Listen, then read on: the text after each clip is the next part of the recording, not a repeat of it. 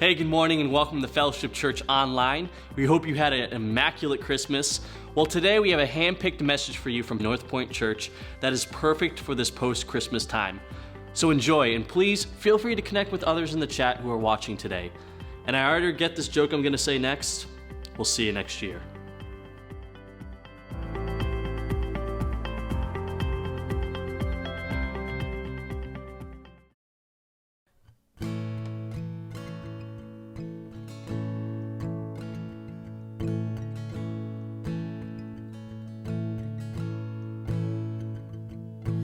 Feel it in my bones, you're about to move. I feel it in the wind, you're about to ride in. You said that you would pour your spirit out. You said that you would fall on sons and daughters. So come.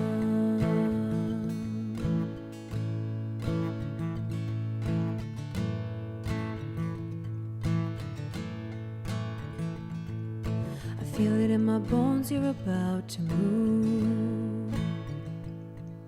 I feel it in the wind, you're about to ride in. You said that you would pour your spirit out.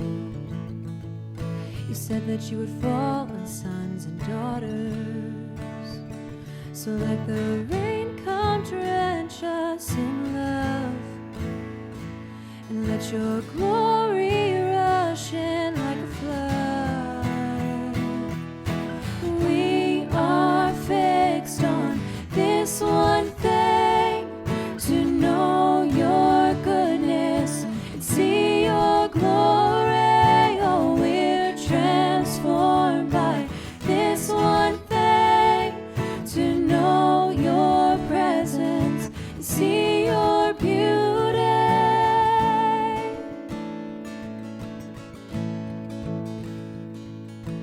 I can see it now, your kingdom come. I can hear it now, the sounds of heaven. You said that if we ask, we'll receive. So we are asking for a greater measure. So like the rain, come drench us in love. Let your power rush in like a flood. And we are fixed on this one thing, to know your goodness and see your glory. Oh, we're transformed by this one thing, to know your presence and see your beauty.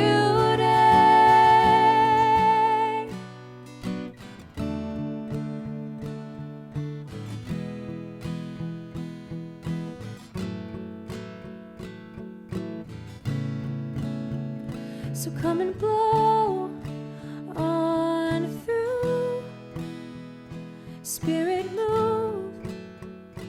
We're ready for you to come and blow on through.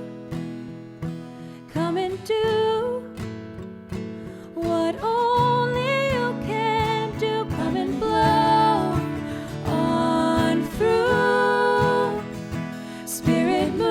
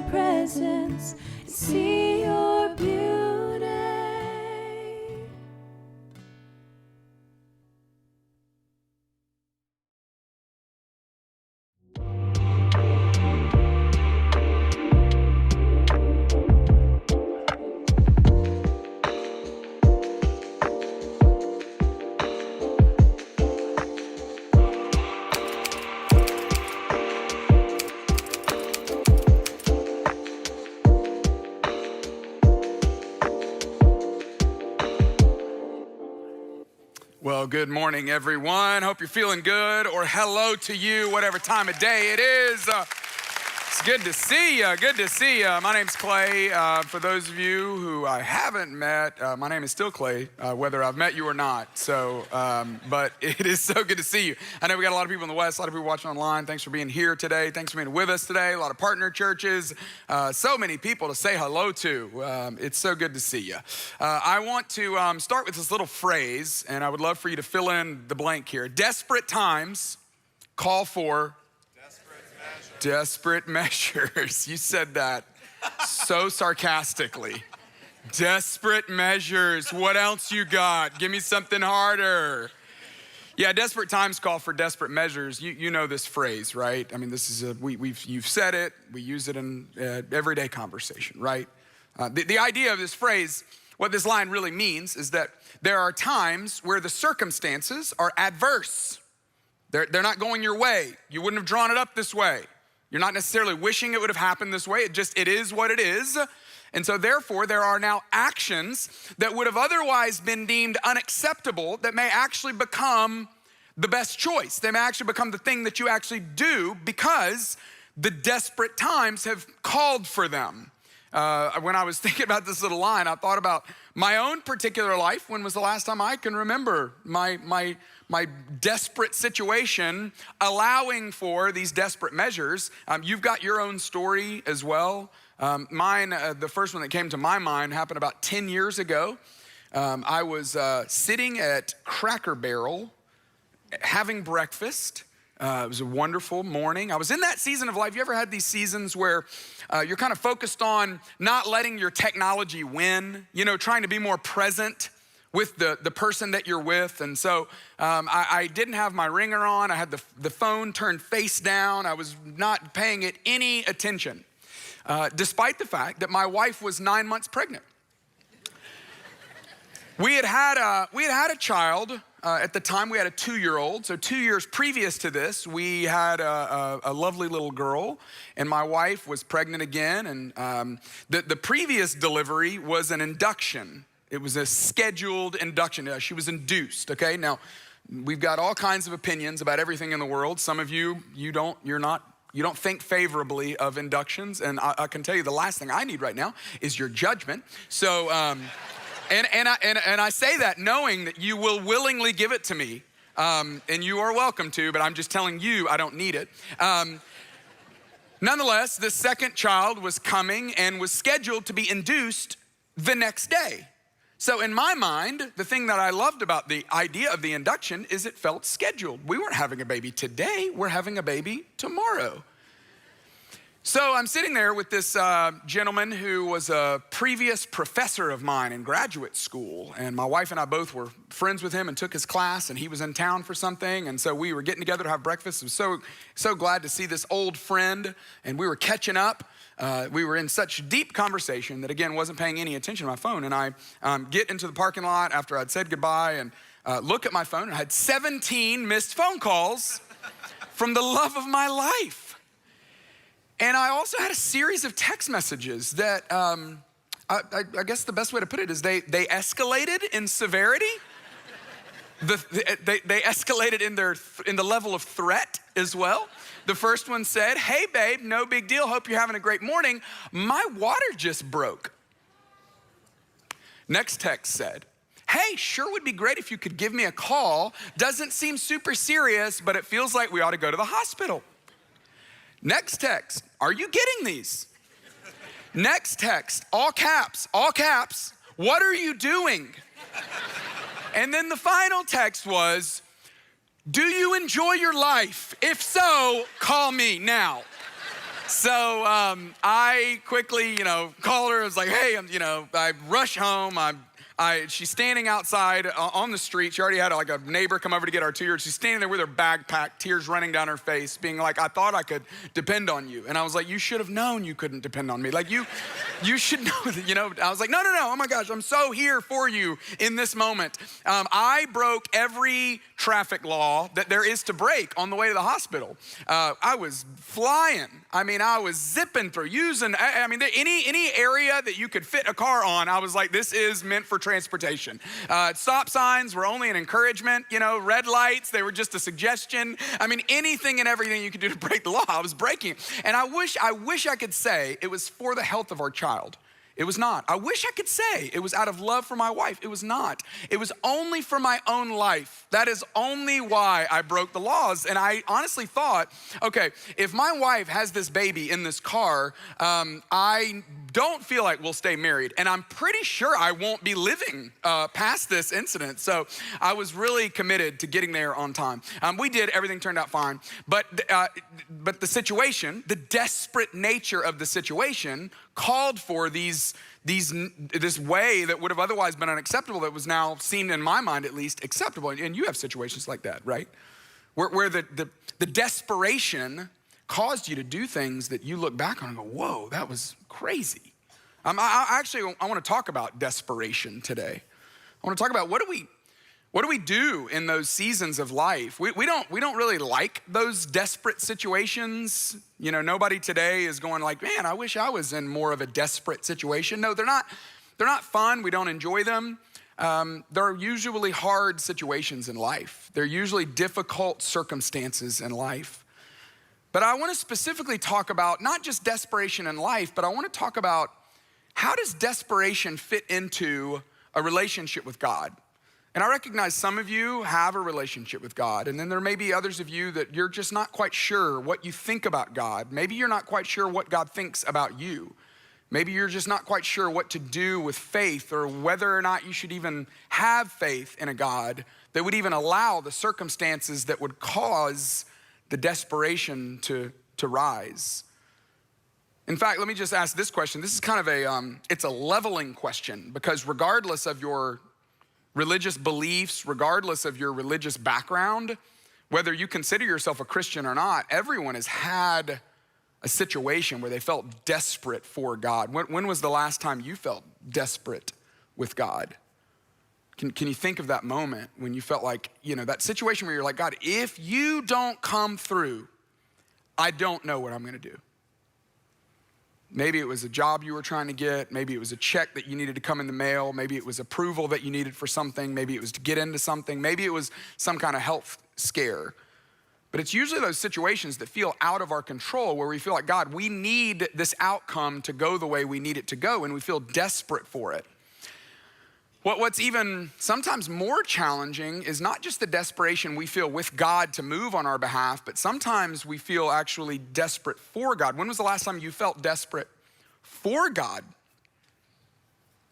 God, more than needing approval for this, more than needing the outcome to go my way for this, more than needing the check to come in the mail, more than needing this to clear up, I need you. I need you. I need to know you're here. I need to know you got me. I need to know that I've got you. That's what I want to talk about today. I want to talk about those moments in life where we're completely out of options, where we've run out, we've tried everything. We're going to look at this story that's found in this one particular chapter in one of the accounts of Jesus' life. It's in Mark 5, if you have a Bible, you can turn there. If you have technology on your phone that you use as the Bible, I would love for you to open it up, because I want to read this account of this relationship that somebody had with Jesus, this interaction someone had with Jesus. In Mark 5, there's actually 3 of them. And in all 3 of these stories, we're only going to look at the last one, but in all 3 of them, these are stories of people who were desperate. They didn't have anywhere to turn. They didn't have anywhere to go. They didn't have any options left on the table. They had tried everything else. In some of their situations, everything had been tried on them. And in every one of these experiences, and every one of these instances, and every one of these interactions, it's showcasing the type of person that Jesus rescued then, and I believe the type of person Jesus still rescues today, even in the middle of our desperation. And my hope is that it's gonna be a little bit of maybe a map for us. a little bit of a pathway for us to know, what do I do with this desperation that I feel?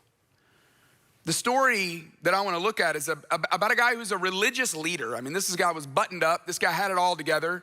And this guy had no doubt sought solutions that were beyond this world. He had tried every solution that was in this world, and he was now looking outside of his own world. And Jesus, in this interaction, no matter what you think about him or what you think he thinks about you or what you feel about him, here's the best news of the day, is that Jesus is going to prove more personal than ever, even to the one who knew religion, but knew that religion could not provide all that he needed religion to provide.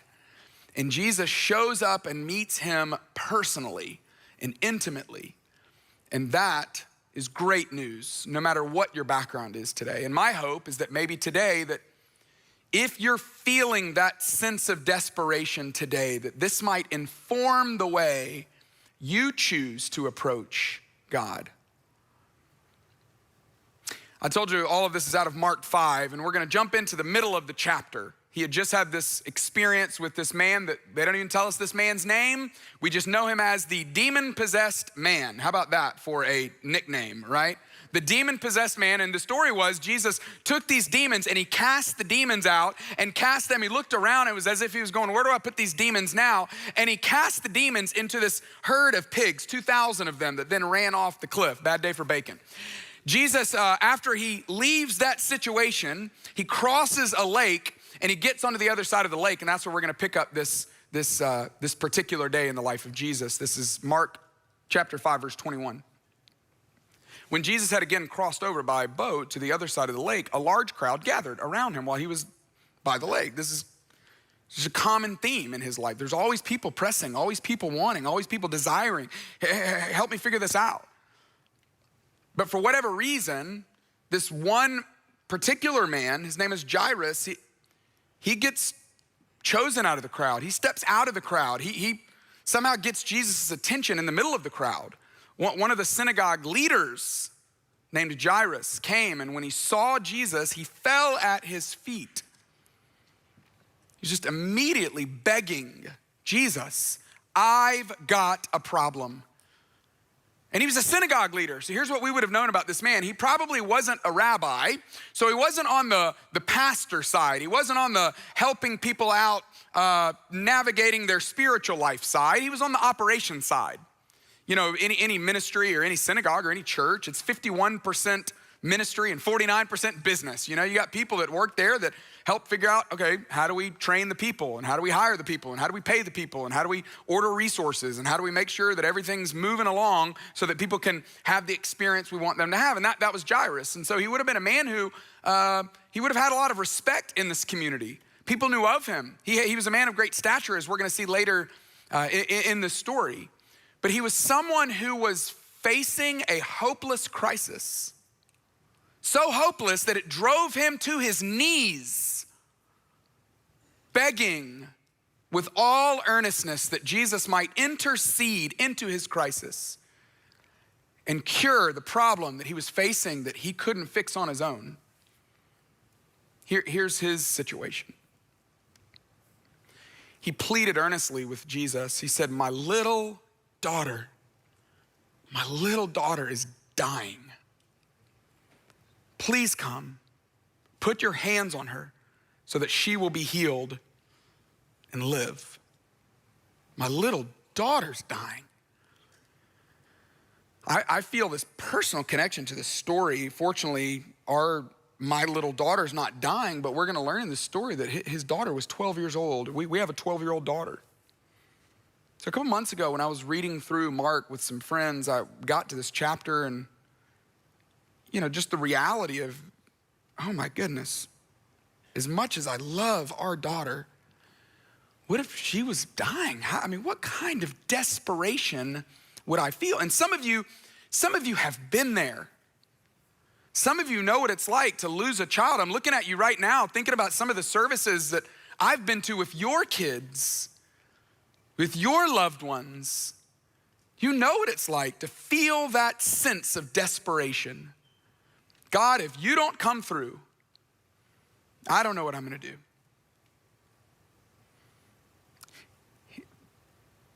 the way Jesus responds to this, it's just so simple, so personal, but so beautiful. I love this little line. In fact, for some of you, this might be the line that sticks out for you today. It's simple. It's not profound, but it's powerful. Look at how he just simply put this. He said, so Jesus went with him. He went with him. Hey, I'm so sorry. I'm not making you any promises. I'm not telling you what's gonna happen. I don't even know how hard this is gonna be, how challenging this is gonna be, but if there is a mess in your life and you are inviting me into the mess, I'm in. I'm in. And Jesus went with him. And he'll go with you too. If you invite him in, he will say yes. And so this large crowd presses in, continues to press in around him. In fact, that's the very next line of this account. And Jesus has this other interaction with this woman, this woman who, just like the man who was possessed by a demon, this woman had her own situation. She had this medical issue that couldn't be healed. She had spent all of her life savings. She was an outcast. She had done everything to try to fix this, and she couldn't. She had been subject to bleeding for 12 years. If you haven't listened to the sermon that April Farmer preached at North Point, it would have been a couple of months ago. It's still on the podcast. It's still on the website. You have to go listen to it. Absolutely remarkable. And April talked all about this woman, talked about the desperation that this woman was feeling. And what's so interesting to me is that Mark tells us that Jairus' little daughter is 12 years old, and this woman had this medical condition for 12 years. And this is what's remarkable about the way God works, is that 12 years previous to this particular day, Jairus and his wife welcomed their new baby girl into the world. Hopefully, it didn't take 17 missed phone calls for Jairus to wake up and pay attention that his daughter is about to be born. But in his case, it had to be the most joyful, thrilling occasion. And yet at the same time, 12 years previous to this day, this woman realized that she had this medical condition. Maybe she was thinking it was gonna get healed quickly. Maybe she was thinking it was a minor bump in the road. She probably had no idea that she was gonna suffer with it for 12 years. When their baby was born, they probably had no idea that 12 years later that she would be lying on her deathbed. But this is the way life works, that joy and suffering often run on parallel tracks. And in both cases, it escalated, it moved to a moment where God was going to prove how powerful he actually is. But this interlude in the story of Jairus, it had to bother Jairus. It had to drive him crazy, right? I mean, you know what it's like to have to wait.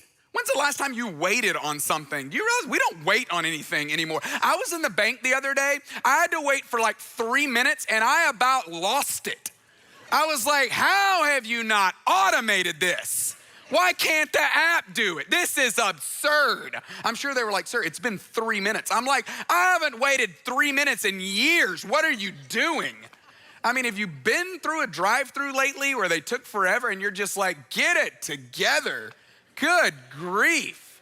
Do you not know how the world works? Like, you just can't do this anymore. We don't wait.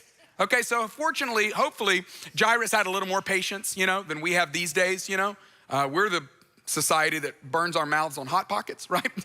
Like we can't even wait, like it's so good. But in Jairus' case, hopefully he's over there, able to be patient a little bit, able to wait, But I'm sure after a while he was like, okay, lady, all right, sorry about your bleeding, okay? It's gotta be rough for you. My daughter's about to die, all right? Can we hurry this up? Jesus, can you wrap it up? Like, I know you're being all kind and gracious and compassionate and stuff, but can you tell her to take a ticket? There's a system here. Like, can you tell her, like, you'll get back to her, get her number and call her later? I don't know. But we were moving to something and things have slowed down. Have you ever been waiting on God? Whew, man, waiting on God. It's agonizing. You're like, God, it's gonna be too late. Like, do you know what you're doing? We don't have time. We do not have time for this. And then the worst news came. As he's waiting, while Jesus was still speaking, some people came from the house of Jairus, the synagogue leader, and they said to him, they said, Jairus, your daughter's dead. I'm so sorry. We just got the news. We came straight from your house. I don't know what your plan was and what you were trying to do with Jesus, and I know you had a lot of hope that maybe that might help, but she's already dead. I'm so sorry. And then they ask him this question that I don't know if you've ever used these exact words, but I've felt this way, and I'm sure you felt this way before. They said, why bother the teacher anymore? Why would you bother? Like, we get you were bothering him when there was an option because you wanted him to help, but now there's no option, so why would you still bother him? Have you ever felt like you're bothering God? Have you ever prayed for something so earnestly and so consistently and so faithfully? Maybe even it was already over. Maybe the paper had been signed. Maybe the deal had been done. Maybe it had already closed. Maybe you had already lost it. It didn't happen. But you felt compelled to still ask him, God, come on, come on, come on. Can't you come through? Can't you undo it? Can't you change the outcome? I feel like I'm bothering you, but can't you please come through? Here's one of the things we learn about the way Jesus responds to Jairus is that Jesus does not seem the least bit bothered by Jairus. And I hope today that you take a lot of comfort in the fact that God is never bothered by you. He's never bothered by you. He's not annoyed at you.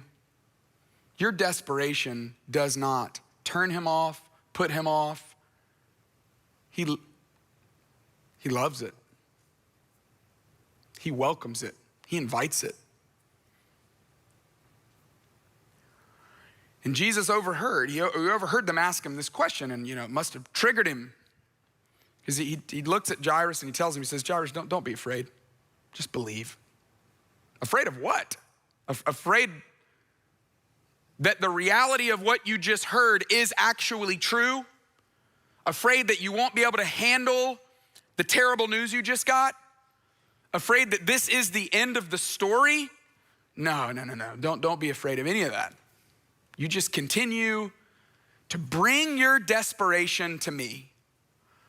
And then he gives us this little tidbit, which we don't have enough time to even explain it or dive into it or even understand it, but Jesus did not let anyone follow him except Peter, James, and John, the brother of James. And there's a number of reasons why that might have been happening, why he might have said, okay, I can't take all these other people, but he took the crowd and he slimmed it down to these three people that he knew believed deeply in what he could do, that had left everything to follow him. He takes these three people. There has to be something there that matters or something there that means something. But when they came to the home of the synagogue leader, he saw all the commotion with the people crying and wailing loudly. And there's a lot of historical context to this. People would actually pay people. They would hire people to come and mourn whenever you lost something or someone. And this really tells us two things. It tells us, number one, that Jairus was a man of wealth, that he had wealth and stature in this community because he was able to gather a crowd of wailers and yellers and screamers and criers and people mourning the loss of his daughter. But it not only tells us the wealth and stature of a human, but it also tells us how deep the loss was. That they were obviously just completely heartbroken, devastated, just wrecked over the loss of their daughter, of course. But Jesus goes in and asks this question that throws everyone off. He goes in and says to them, why all this commotion and wailing? The child's not dead, the child's just asleep. Now, this was a euphemism. There are times when they use sleep as a euphemism for death. And at the same time, Jesus uses them interchangeably, like he's speaking to the future the future reality of what his resurrection is going to actually bring. That in the same way that when you go to sleep, you wake up the next day, that in this life, we're gonna go to sleep and wake up in the next life fully healed and fully resurrected and fully without any blemish or pain or any evil or any tears. But surely everyone in this moment, they didn't know that. They couldn't get all that. And so the haters, well, they do what haters do, right? I mean, what do haters do? They hate. That's what haters gonna do, right? And so the haters were there, and the haters, look at what they do. They laugh at him. They mock him. In the presence of the Almighty, not a square inch anywhere on the planet, anywhere in the universe that he does not rule. All dominion and authority has been given to him. He's able to do anything, and they laugh at him. They mock him. And so he puts them all out. He's like, I ain't got time for this. Y'all out, all of you, out. He puts them all out. And he took the child's father and mother and the disciples who were with him, and he went in where the child was. So just picture this if you can. I mean, this is hard to experience the depth of this pain, but you can imagine Jesus takes the father, takes the mother, and he goes into where this girl is. There she is, laying there, lifeless, breathless. I'm sure Peter, James, and John were like, what are we doing in here? Like, we don't know these people. Like, this feels very personal, very intimate. So they probably like hung on the back wall. The father, Jairus, the mother, they probably just broke down again. It was the first time that at least Jairus had seen his daughter who was dead. And Jesus, as we're about to learn, kneels down. And I just imagine him getting eye level with this little girl. And he grabs her hand and he holds her hand and looks at her, and with all compassion and all command, he tells her something. Here's what Mark tells us, that he took her by the hand and he said to her, Talitha cum. Fortunately, Mark translates this for us, which means, little girl, I say to you, get up. You don't speak Aramaic. I don't either. But if you say it confident enough, people think you do, you know? I don't even know if that's how this is pronounced. I'm gonna go with it, but I don't really know. But what we do know is that it means, little girl, get up. And it doesn't just mean like, what's up, girl, like friend. No, it's like a tender designation for someone that you love, like a father would say to a little girl, like a grandpa would say to his granddaughter. I mean, just imagine this dad is standing there, and as Jesus speaks these words, Talitha cum, he probably had this flood of memories coming back of all the times he would have said that to his own daughter. She's 1 year old and she's learning to walk, and her little legs are wobbly like a little deer standing up, you know, trying to figure out how to walk, and she takes a step or two and then she falls, as 1 year olds are prone to do. And the dad probably looks at her with so much compassion but so much authority and says, Talitha cum, come on, you got this, stand up.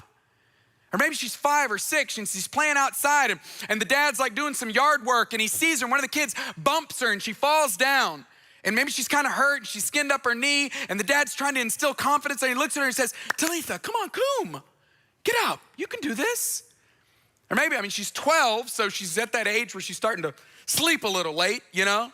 And so maybe it's like a Friday morning, and it's been a long week, and she's gonna be late for school, and he goes into her room and opens up the blinds and gets some light in there because she's about to miss the bus. And he's like, Talitha, cum, hustle up, come on. But it's loving, it's my little daughter. Tender, I love you, compassionate, but it's authoritative. It's an imperative. Get up, I say to you, get up. And this is Jesus. All the care in the world, all the compassion in the world, but all the command in the world. He says, I tell you, get up. And you know what happened? Immediately, the girl stood up and began to walk around. She was 12 years old. These parents, could you even fathom? They're overjoyed, elated. There's not an adjective to explain it. Mark tries, he says, at this, they were completely astonished. They couldn't believe it. I can't believe God did this.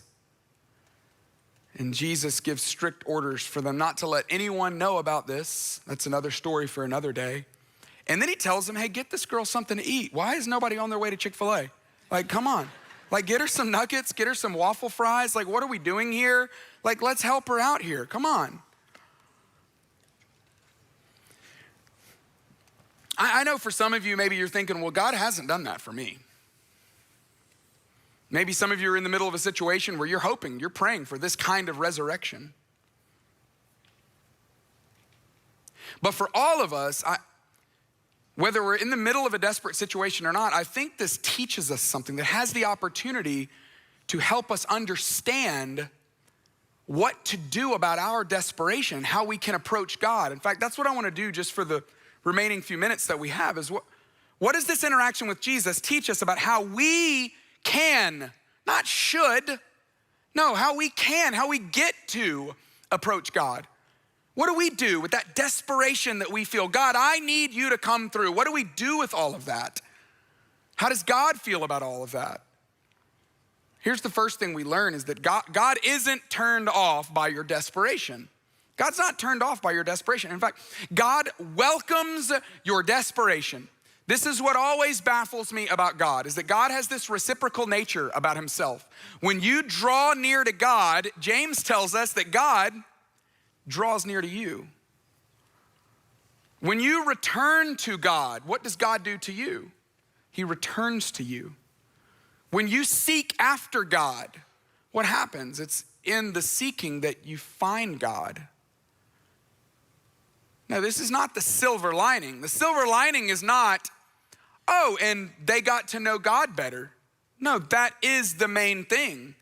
That the desperation, that God is not going, whoa, whoa, whoa, whoa, whoa. Get it to God. I need a formal prayer. I need more these, more thous. You're approaching the throne of God. Be careful. You're on thin ice. No, no, no. He says, come on, bring it, all of it. The emotion, the anger, the feeling, the desperation, bring it all. He's not turned off by it.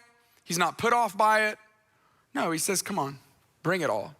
He loves your desperation. He loves it. We also learned that God isn't put off by being your last resort. I mean, as far as we know, Jairus was like, if this doesn't work, I don't have any other options. It seems like he had done everything else. The bleeding woman, it seemed like she had done everything else. This demon-possessed man, it seemed like he had done everything else. And at their last resort, they're like, I guess I'll try God, you know. Some of you showed up today for that same reason. You've tried everything. You've tried it all, and it hasn't worked. So you're like, well, I guess I'll try God. See, as humans, we don't like that, right? Have you ever been invited somewhere, you know? It's like a dinner party, and you're like 12th on the list, but it's like the top 4 friends. And you're like, whoa, how did I get in that? And you kind of want to ask, but you don't want to know, you know? It's like a golf event, you know, it's a foursome, and you're like, I'm not even that good of friends with them, but like, it's the master, so what am I gonna do, you know? So like, this is crazy. And you want to ask, I'm just curious, how many other people did you call? Like 5, 7, 8, what was it, you know? I'm great, I'm in. Like, answer's yes, but I'm just curious, you know? Was I the last resort? Like, was I the last one? And see, that might bother us about someone, that might, because we're humans, but God, he's not insecure. God's not put off by the fact that he's your last resort. He's not gonna be like, oh, did you already go to the doctor and that didn't work? Huh? Oh, you went to the chiropractor as well? Okay, did that do anything? Oh, the acupuncture as well. Okay, how did that go? You even went to get your tarot read? Is that a thing? Oh, you did that too? Okay, well okay, well we're gonna really have to talk about that. How dare you? I am not gonna let you live any of that down. I'll help you, but I'm gonna remind you about that every single time we talk. No, he doesn't do any of that. He's just like, come on. I'm fine. If I'm your last resort, that's fine. Because he's not insecure. He just wants you. That's why he loves your desperation. He just wants you. In fact, Jesus, when you decide to turn to him, what you're gonna find is that he's a safe refuge, even if he's your last resort. He'll never make you feel guilty. He'll never make you feel shame. If you feel any of that, it's from somewhere else, but it's not from him. Now, the last thing we learn is that the desperation, it deepens your relationship with God. That's what it does. That's the best part about the desperation, is it deepens your relationship with God. I mean, imagine Jairus for the rest of his life.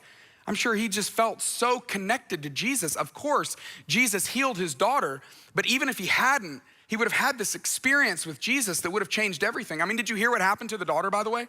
Have you heard the end of the story? Some of you are like, what verse is this? No, it's not in there. I'm just telling you, I know what happened. She died.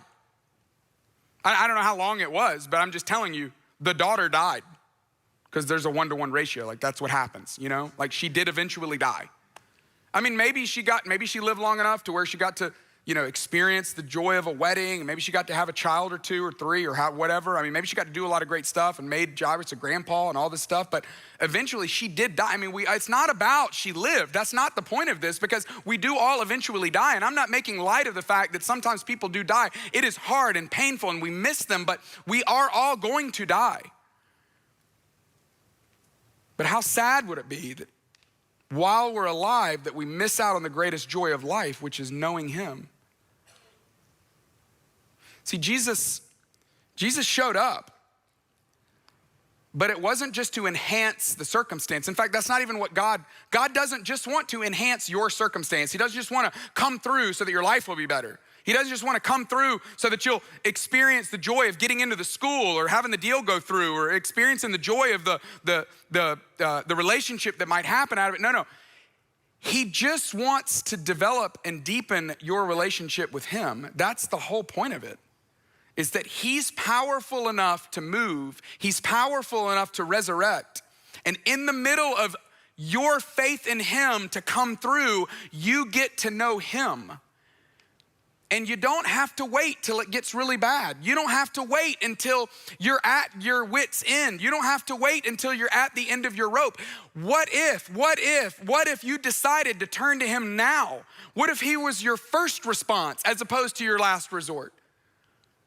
How much more would you know him? How much more would you get to walk with him? How much more would you get to experience his love and his grace and his presence and him accepting the invitation? So why not? Instead of just waiting, why not just come to him now?